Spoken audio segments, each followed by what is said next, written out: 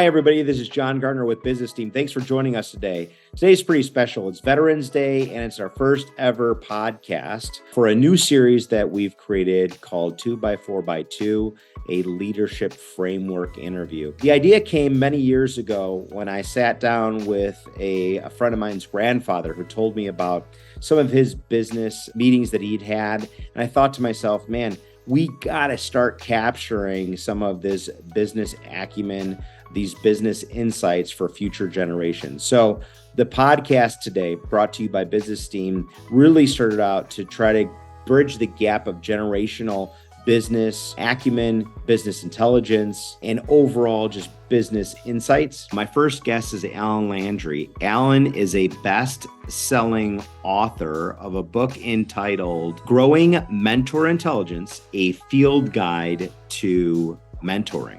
He has worked very hard on this book, but has the expertise that he gained through 28 years in the U.S. Army, where he retired as a colonel. He also moved on to Raytheon, where he had a bunch of roles there, and then ended as the strategic director or the strategy director at Raytheon Missile Systems. We're so glad to have Alan. I'm so excited to bring this podcast and this interview to you. I believe that it will provide you with the insights that you need to help with your business, some overall stories on the essential characteristics of a good leader, and just some overall good storytelling. So I'm glad you could be here with us today. Please like and subscribe below, and we'll be bringing you some more interviews as soon as possible. But on Veterans Day, I thought it'd be appropriate to honor Alan Landry and to really pass along some of his insights over the years. Here it is. Today is the official day where, first of all, happy Veterans Day. Hey, thank you. The most important thing for me, I think, is to really document good business practices. What we do in our spare time tells a lot about who we are. And also the fact that we need to do things in our lives that keep us grounded and give us some sort of semblance of relaxation, grounding, that sort of thing. What's your favorite band? I think that's what you prepared for, and I'd love to hear. Yeah. Well, to start with, I think when we were chatting the last time, it was around for me, the notion that these questions are more than icebreakers. They reveal so much about a person. It gets around to something that I'll call life-work balance, and we'll get into that here in a little bit. But a person that's all work and no play is not a fun person to be around, and they usually die unhappy. So, there you go. But in terms of music, my dad had to work 3 jobs to take care of our family. And so he worked for the city of Baytown, Texas, as a health inspector, going to restaurants and checking all that stuff. And then to make extra money, because he had taken piano lessons from the time he was 3 years old. So I grew up with daddy teaching piano and organ lessons after work. And he did that. So I grew up listening to Tchaikovsky, Rachmaninoff, George Gershwin, all that kind of music, and it was live. My dad's playing it, and I just fell in love with it. And I'm terribly left-handed, like 95.5. So he gave me like 2 lessons, and he said, "You're too hard to teach." So I just started playing by ear and picking things out. And it was the 60s and 70s. I fell in love then with classic rock, prog rock, classic rock, and to this day, I have a collection of over 2,500 albums.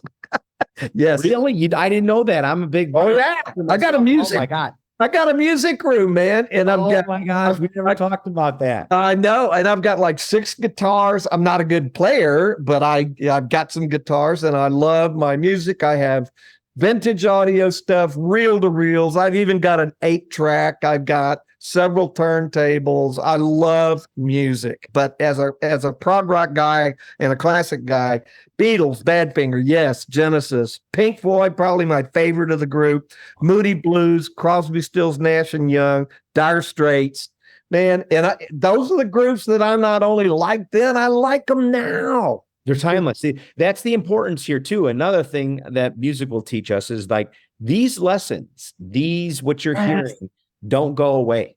You know, when people say, well, this band, what's the greatest? They usually go back in time. I've never heard one guy say that this new band is the greatest. The reason is there's so much to learn. It was so different from what I call them, like genre breakers, right? Like they were so, like Pink Floyd. It was just so different. And any good musician, even today, has these people that they look up to, which is a lot like what we're going to talk about today, like why this matters in business, why this is important. I love it. And it's part of who I am.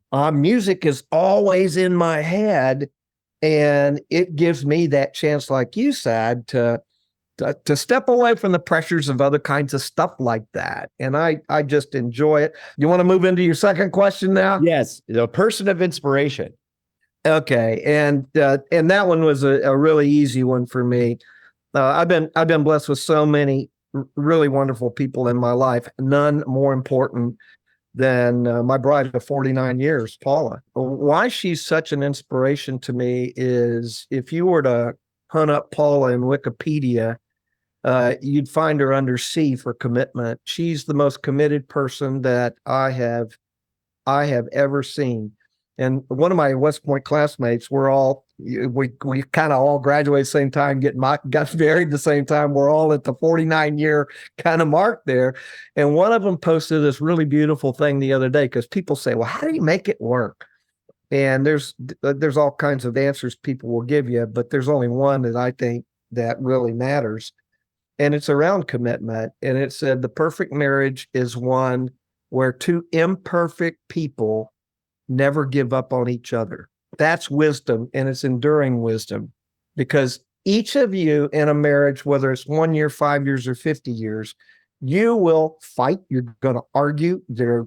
Life does that to you, and you're going to reach stages where you might want to walk away.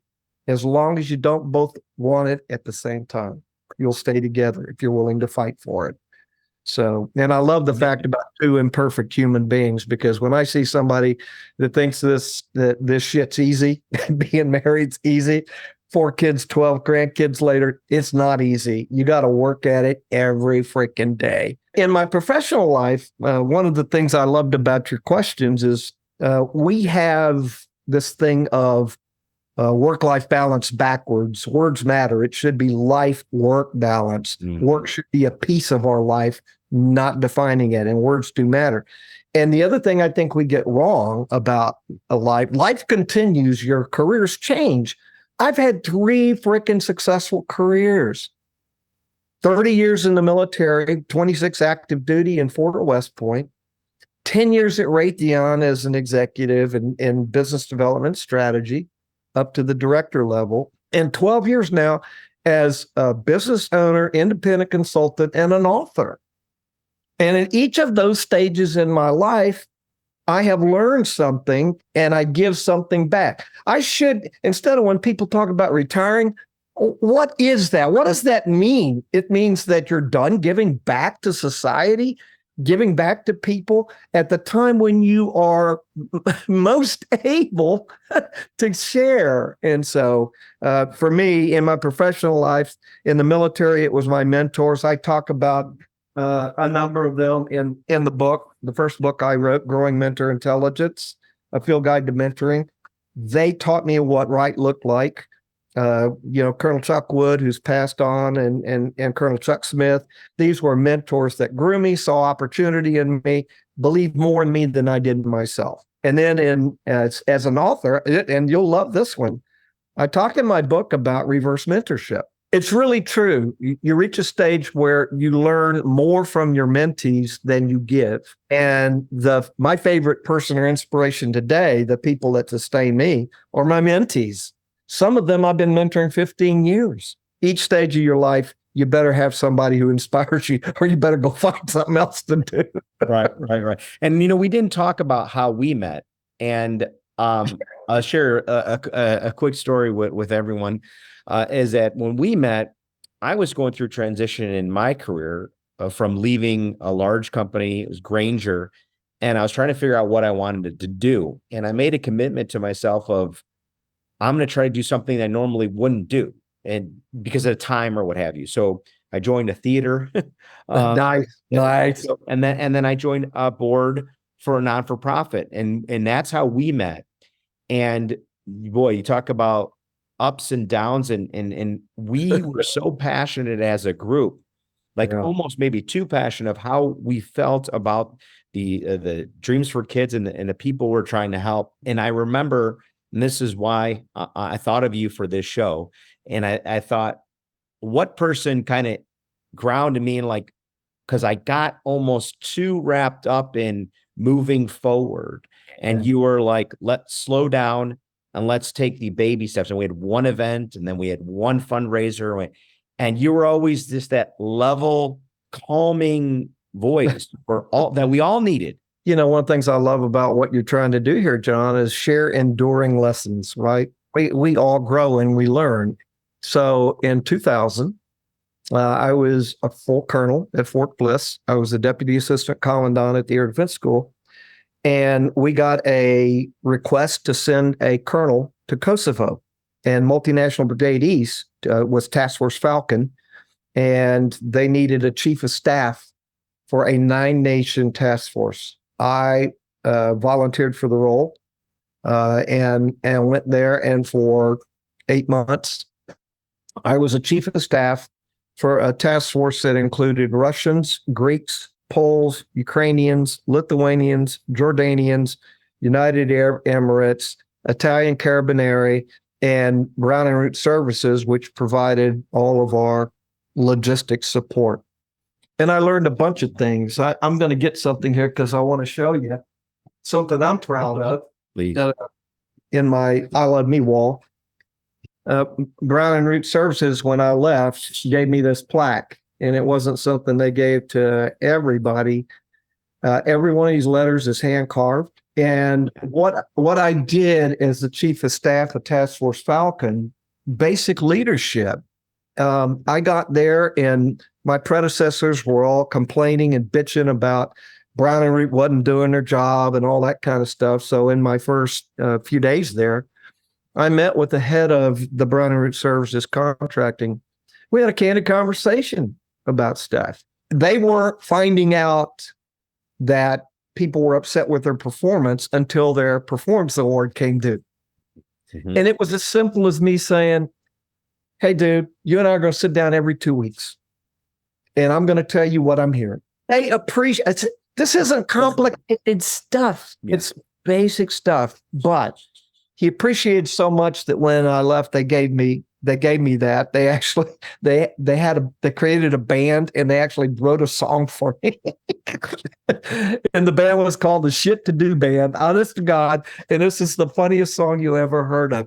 And it just goes to show you, when you reach a little bit and show people that you care. 9 nations is a lot to pull together.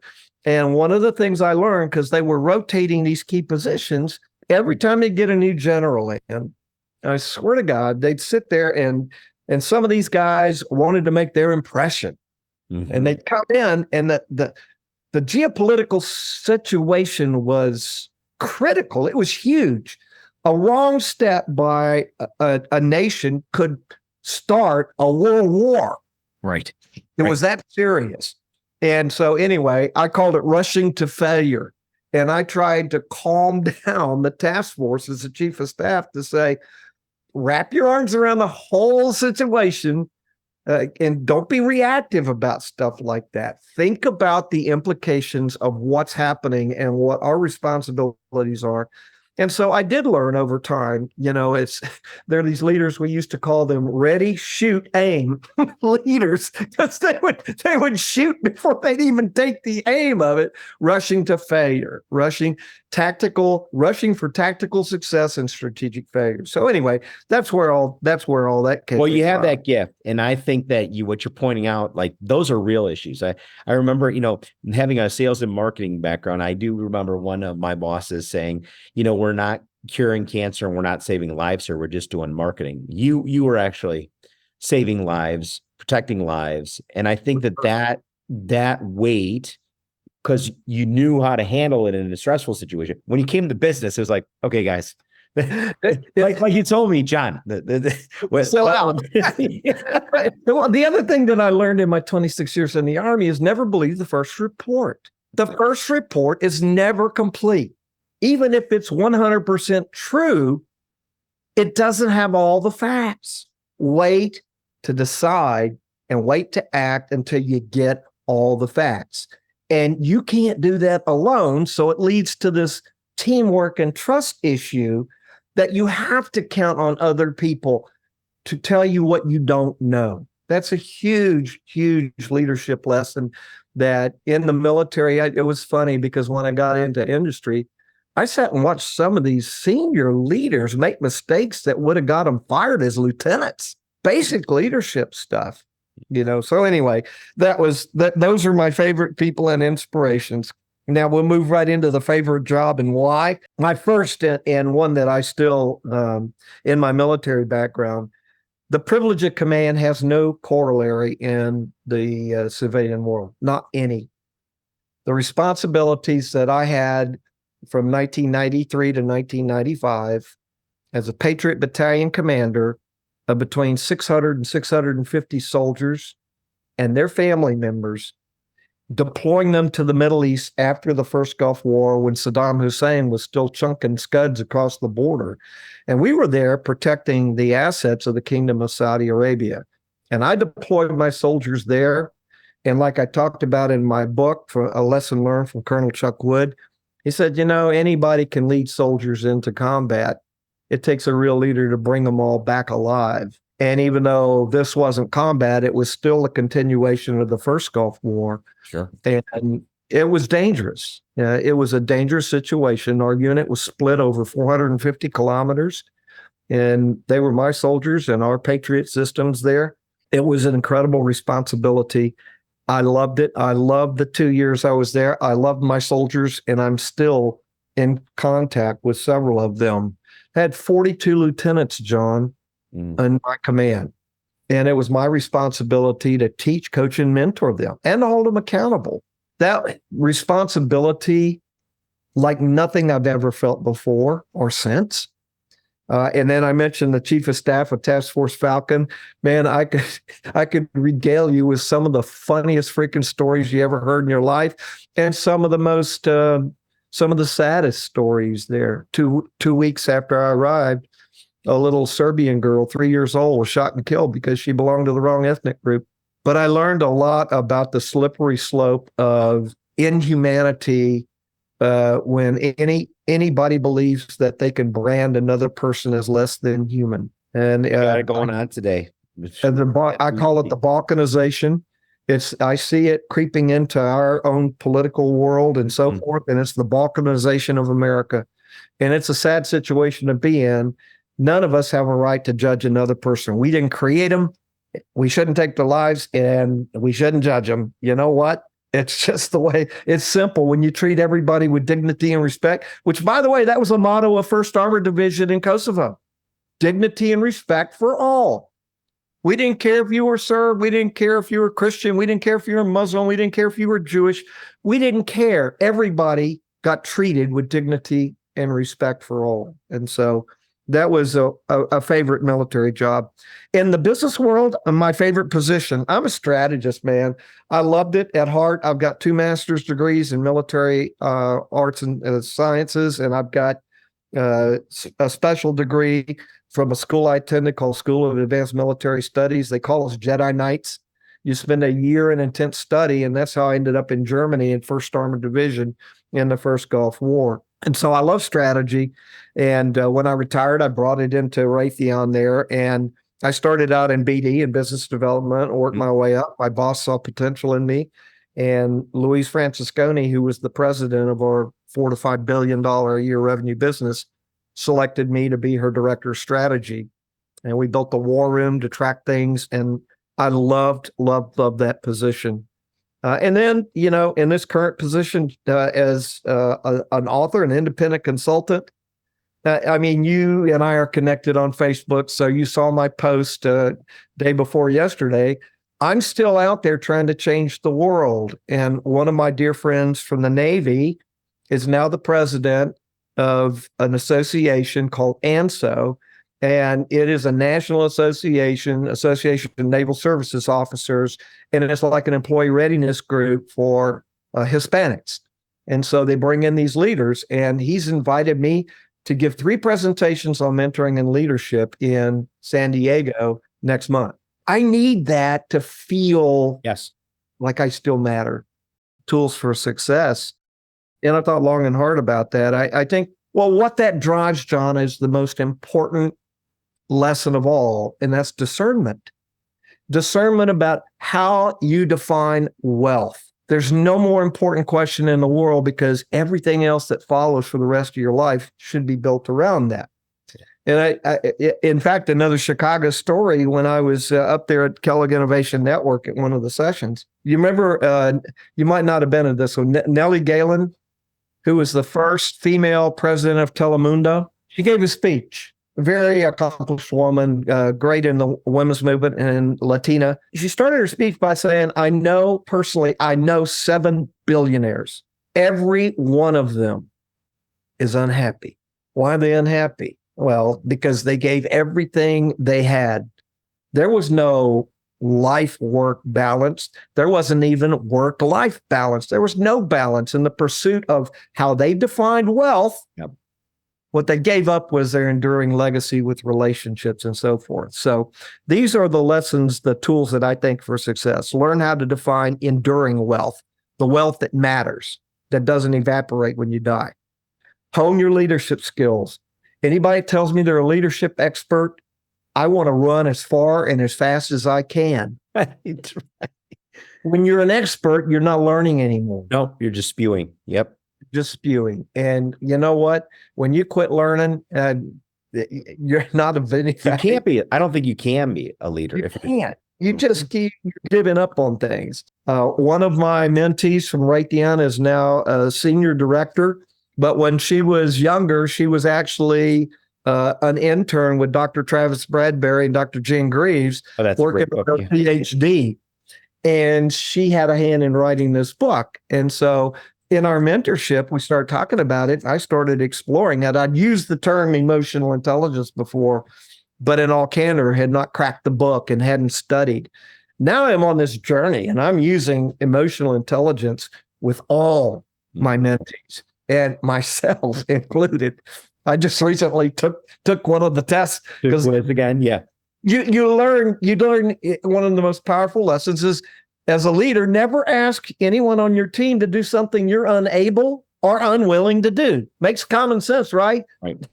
Yeah. In the world, it's not I've like heard that, I've heard that. Let's stop there for a moment. I've heard that a bunch of times, but I've never really called anybody out on it. Like then people say, "Oh, I've done it," and I'm like, have you? And during like interviews, that I've had way back when I've had my own business for a while now, but when they ask you, "We'll describe this," and I'll describe what I did, and they're like, "Oh, wow, you really did do that. What do you mean?" And there are people that go through and kind of fake it. I think that's the only thing that's made me a successful leader, is that I've done the work. But I realize that, like, as I get older, that I don't know if the people have had the privilege to do that work to make them a better leader. They've learned it, they've read it, you know what I mean? They've learned how to address these things, but they haven't done it. And I think that is a big key. So I don't want to stop you there, but I think that's so important. It is, and it's huge. Two things on it. One of the worst things anyone has ever said as a leader is fake it till you make it. Here's the deal. One of the things in the Army is you move from position to position. You're not proficient in that position for the first 6 months because you've never done it before. They put you there because of your potential. And if you fake it, nobody's going to help you. They think you already know, you already got all the answers. And for early career employees, there's nothing more important, because if you're trying to fake something, again, you deny yourself the opportunity. And so the other thing, in fact, it was next to emotional intelligence, was grit. You got to have grit. You got to do the work. It's not a privilege to do the work. It's a mandate. If you're not willing to do the work, yep, all the credentials in the world don't amount to a pile of crap. They really don't. Hang that shit on your wall. And I'll tell you what, I got really frustrated in the commercial world, in industry and defense world, looking at people that had organizational leadership PhDs and MBAs and EIEIOs and organizational change. They were horrible leaders. I wouldn't follow them to the bathroom, but they had the credential, and somebody convinced them the credential was the key. It's not. I just recently wrote an article about that. So, and then the final tool for success, and perhaps the most important one, as you rise through organizations in leadership positions, empathy and humility. If you're arrogant about your successes, you're forgetting all the people that got you there. Most memorable business meeting, one of my Gulf War bosses, a guy that I worked with, he was a colonel and I was a major, later became Lieutenant General Jim Riley. And Jim became in his retired life, he became a vice president at Raytheon Missile Systems, Land Combat. And Jim brought me over from that strategy job that I had to be it was a $1 billion product line 12 years ago. He brought me, 15 years ago, he brought me over to be his director of strategy and BD. I loved him. I loved working with him. And Jim reached a stage in his life where he said, I don't need this anymore. I know good leadership and this isn't it. He pulled his leadership team together and he bought each of us this book, Jim Collins, How the Mighty Fall. And he took it to the next step, John. He asked us all to read it. And then he gathered his leadership team in a conference room. And he said, I want you each to tell me, not a full book report, but the parts that touched you the most. What do you see in your observations? And that was the most memorable business meeting that I had, because without pointing fingers, he let us view the inside of the sausage factory of where the business was headed through leadership decisions that were being made, and leave us to our own devices to figure it out. Well, here's the deal. The lessons that Jim Collins talks about in this are fungible to every organization I've ever seen. And they're full of predictive stuff. So if you're, like I told one of my mentees just yesterday, if you're in an organization and you see this stuff going on, you want to try to intervene if you can. This is the same guy that wrote Good to Great. Yeah, right. Yeah. So he's not out there just throwing stones and stuff. He knows what he's talking about. So anyway, that was the most important, significant business meeting I can remember, and how Jim exercised his leadership. And he made the decision when he could no longer support his bosses to say, I've got to go, rather than hanging in. Yeah, it says a lot, because those golden handcuffs, at the vice president level. Well, just your own admission of that you can't do anything, that you need to step aside to move forward. That's a big man. It's a big man. And he was a big man. And he was just a fantastic leader. I love him. A big person that can identify I've never been in a situation where I had to step down from something. But I would imagine it'd be such a hard emotional thing at that level, right? To say, yeah, it's best for the company, it's best for my employees, it's best for the future. But I think you goes back to what you said, right? What do you value wealth? And what do you value? We asked him, right? You probably have the answer to it. What did he say? I value this wealth over here more than this one over here. And he said it with his actions, which is the most important way for leaders to speak. As we used to say in the Army, a soldier may doubt what you say, they'll never doubt what you do. Your actions speak louder than your words. They always do. And in fact, the trickle down to Jim's meeting is a couple of years later, that gave me the courage when I felt like I needed to step away from the leadership that I had at Raytheon and start my own career. I needed that boost, that courage to do that. And so watching Jim walk away, and he clearly at higher levels than I was, but it's to your point, it's a heavily emotional decision to let go of 2/3 of your income. Yeah, but a maturity that says that's the right thing to do. Like, right. Because that's the other thing about this podcast show that I want to get across is the wisdom. And as I get older, my dad used to say this to me, wait, you'll see. Your dad was right. And what he meant by that is you'll see what he didn't even say what he was feeling. Wait, you'll see. At 52, I'm seeing.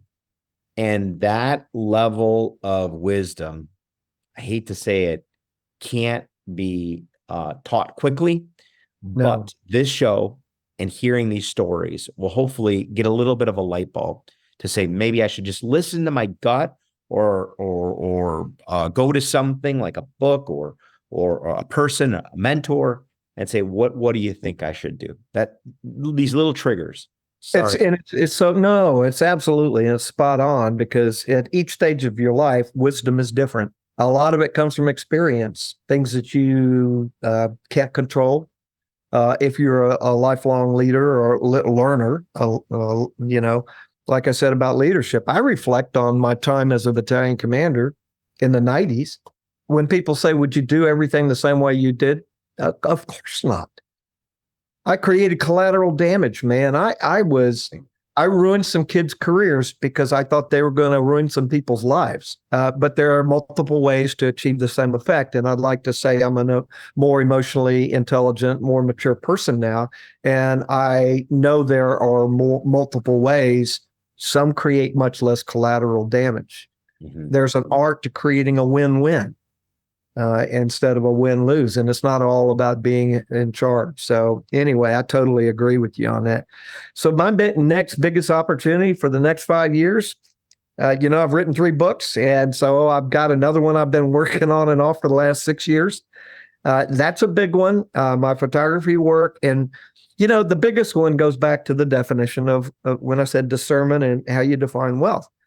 I have a robust mentoring practice, and it's all pro bono. I define wealth by what I leave behind in the hearts and minds and souls of the people whose lives intersect with mine. That's why I have 13,000 connections on LinkedIn. I have almost 2,000 Facebook connections, because I try to put out the things I've learned over time. That's why I write articles and write books, is to share those insights that I'm privileged at 71 years young to have. And they weren't insights I had when I was 40 or 30 or 20. So that's what I mean by never retiring. So biggest opportunity for success, who gave me that? My family. My family is everything. And if they weren't there, no success I've ever had would be worth the hill of beans. Having 4 children, adult children, I could not be prouder of them and the work they've done. Emily is a PhD in sociology, and she's a professor at Washington Lee University. She studied sustainable capitalism in Cuba and compared it to B Corps in the United States. Her sister Sarah is vice president of a financial services company. She just received her master's degree from HEC Paris. Her oldest brother, Brett, is a Special Forces lieutenant colonel. Like me and like John, all 3 combat veterans, 1st Armored Division, all Bronze Star recipients. He got a master's degree from the Naval Postgraduate School in Operations Research and Applied Mathematics. He works in a joint billet testing equipment for the Special Operations Forces. He'll probably retire this next year.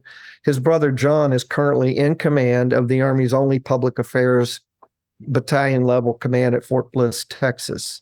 In the military, we moved 27 times. Each of our kids have between 2 and 3 high schools. They uprooted.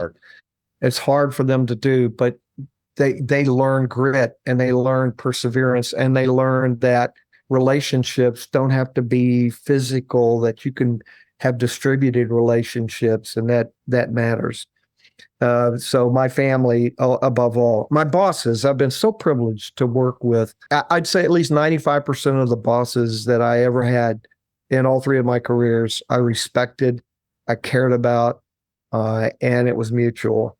And then my teams, I was man, I tell you, you just don't know what a high it is when you're like a battalion commander and you got 600 soldiers there, and they're all tuned in, man. They're all just performing and doing the impossible and making it real. And you know that there's no way that you could do it. They have to do it. And just, man, it's amazing. Yeah. So the last question on handshake, I thought about this one a good, and I got to tell you, I got two answers here for you.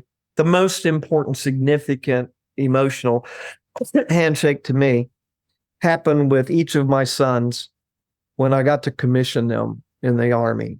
What a privilege. And we did everything in our power to discourage them from joining the military.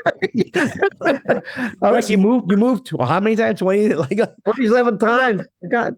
And now to watch these boys and their families as lieutenant colonels and the contributions, and all three of us combat veterans, as I said, Bronze Star recipients with the same organization, First Armored Division. It's very touching to me and very emotional and part of legacy. The second answer to your question about handshake wasn't a handshake at all. It was a hug. When Louise Francisconi retired from Raytheon at 55, and I shared with you, I'd been her director of strategy for a few years, lots of ups and downs. And she was just to paint the kind of leader she was. We had every year, she had to brief the strategic dialogue to the CEO of the company, a big thing. We'd spend 6 months building it and all that stuff. And when it came time for bonuses, she bumped mine up and hand wrote a letter thanking me for what I had done. Screw ups and all, she thanked me for that. And you know what? It's like Napoleon said, man, it's amazing what soldiers will do for a little piece of cloth.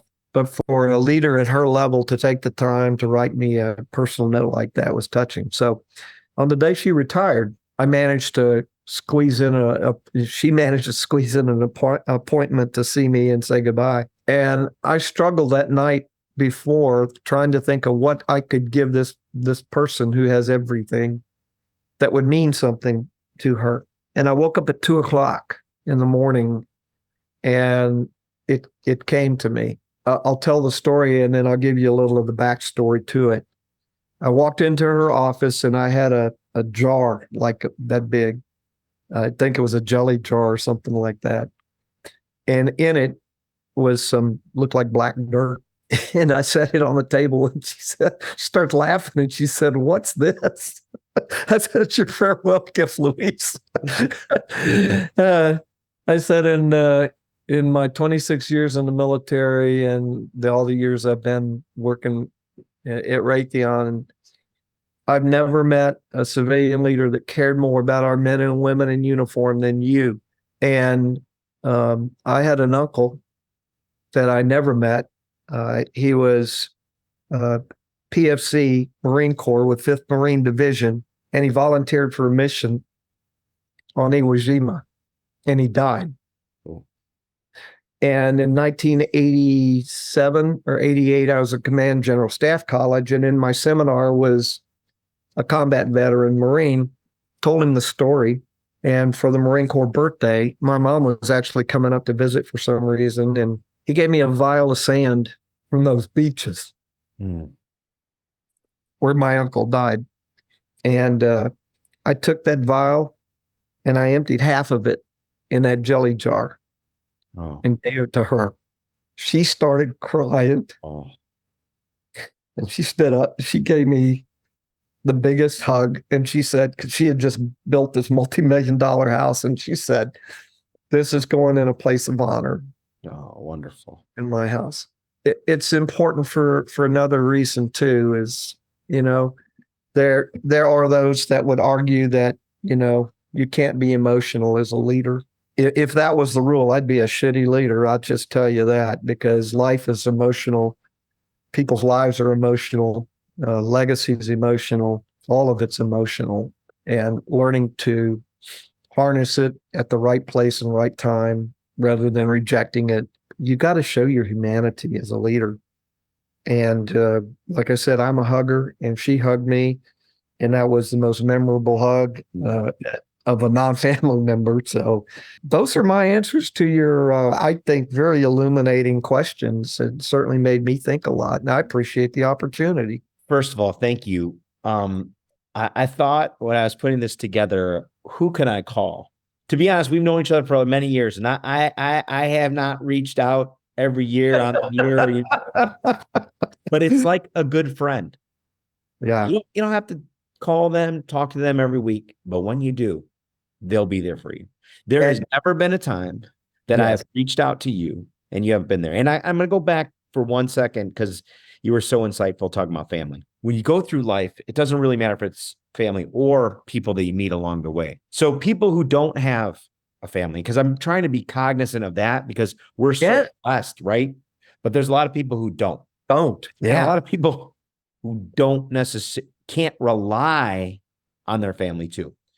We talked about this when I was younger, like helping people out. There are kids in community that don't know their dad, who don't have a healthy family, and you can develop your own family. You can establish friendships that last forever. You can rely on people. You have to. You have to become one with all of us through these people to feel what family means. So I only saying this because I thought of people who don't have that. Yes. It doesn't mean that you don't have the ability to get the same thing. You're spot on. In fact, we were talking earlier about the military and the relationships that you build there. Many of the kids, the young kids that come into your organization, come from that world where they didn't have a family. The Army was the first family. In some cases, I was their first dad to hold them accountable. And you also learn, some people get squeamish about it, but I'm going to tell you, John, if you don't love your soldiers, you don't deserve to command them. So they are your family. And the thing is, over time, as you lose your family members and all that stuff happens, it's interesting. I'm actually closer to some of my military family than I am to my own birth family. It's just like that. And to your point, it gets back to that discernment about how you define wealth. How do you focus on creating a balance in your life work? People all the time, they'll say, well, I just don't have time to mentor. I don't have time to lead, or I don't have time to do this or that. And I give them a challenge. I said, this is almost a fail-safe challenge, John. You'll love it. If I want to know what's important to you, I'm going to ask you to show me two things: your credit card or checking account, where your money goes. And then I want you to track everything you do for 2 weeks, where you spend your time and where you spend your money. No matter what else you say, that's your priority today. Mm-hmm. And for most people, myself included, sometimes we're not honest with ourselves about where we spend our time. I learned years ago, children spell love Time, and not just children, because ultimately we're all kids. Right. So anyway, it's just one of those things that the older you get, you start, again, the Nellie Galen question is, at the end of your days, who cares? Nobody gives a shit about your parking lot or your mahogany row office or your plaques or your trophies or your ribbons or your medals or your money. What they care about, and the only thing that is going to matter, is what you leave behind in the hearts and minds of other people along the way. I'll close this loop up with a story from the first grade in 1958. My parents sent us to Catholic school. Sister Mary Ann was my nun, our nun. And she was an incarnate word sister, and they weren't mean nuns. So you know how it goes. You go through and you're learning the Baltimore Catechism, and you're learning about this, and you're getting you ready for your first confession. You're like 6 freaking years old. What do you know about sin and all that stuff? Okay. So anyway, Sister Mary Ann said something that stuck to my belly like oatmeal. She said, the greatest sin in the world is not sharing the gifts that God gave you with other people. Wow.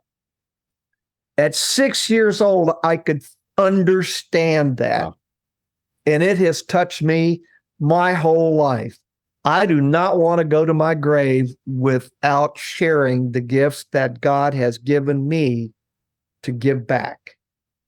That's wealth. So, Well, that's the epitome of what we're trying to accomplish today. And that is sharing a storage, if you will, digitally of what our experiences. And I think that says it all. And I first of all, thank you for being the first person to take this journey with me.